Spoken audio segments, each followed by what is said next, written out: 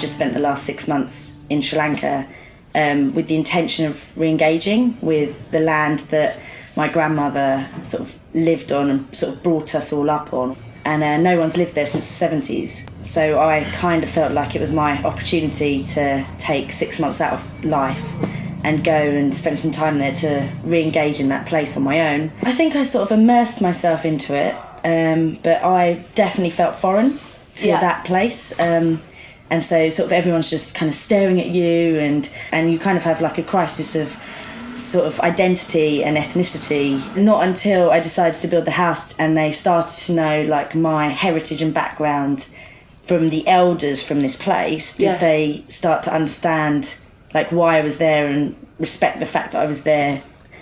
All of my aunts and uncles were like, God, we're so proud of you, kind of, because no one else had, I guess, no time, but also the intention of doing something. It's something that I hope that lots of family and friends can come and use now, and it becomes a place that reinvigorates itself. Do you relate to that in any way? Well, I mean, what happened when you left Hong Kong? My mum particularly was very, kind of yearned to come back home, to be nearer her family. And I've experienced that certainly when I've moved from one place to another. I went out to live in London and then was there for about 10 years and then moved back to Bristol about 2 years ago. Yes. And I had underestimated how hard it would be leaving my friends, and particularly the friends that I'd made when I had my daughter. Those bonds that I made with those women when you're going through that all at the same time was incredible. I went through a proper like grieving process when I moved here because I left those women behind. I think that's something I've really realised recently, is that you've got your family and then you've got your friends' family and the women, the female network around you is so important.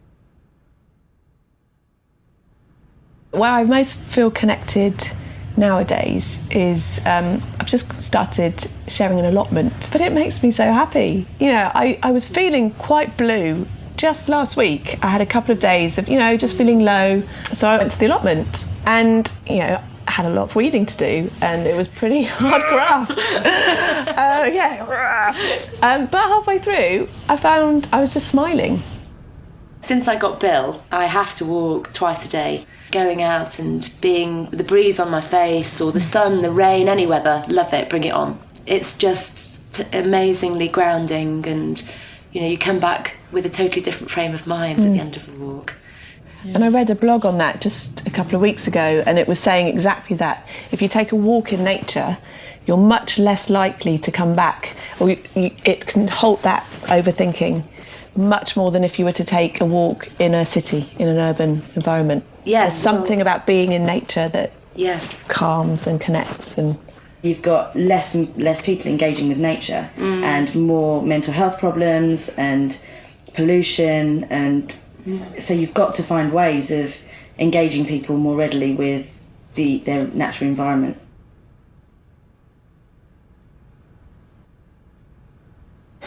Politicians, that 4-year term, you can't think long term. You can't make, when you're kind of getting the popular vote, you can't make the difficult longer term decisions when you're thinking, I just need to get re-elected. We need more feminine in all places of authority, whether it's politicians. For men and women. For men and women, that's really important. So the feminine side of nurturing and of collaborating, once that sort of bubbles up towards the surface, you can see a much more sustainable future. Bringing those feminine traits, whether that's in a man or woman, into business, into politics is so incredibly important. I think that we really need to take politics right back down to, base levels of bringing up children and encouraging our kin and our children to be more rounded, natural individuals, which in this day and age is extremely difficult because of the age of digital technology. These conversations need to continue. They're really important. We need to think about the role of women in making change and building a better future because, we are important. We are half the population. We have voices and difference, and in nature, diversity makes us stronger. We need a stronger voice.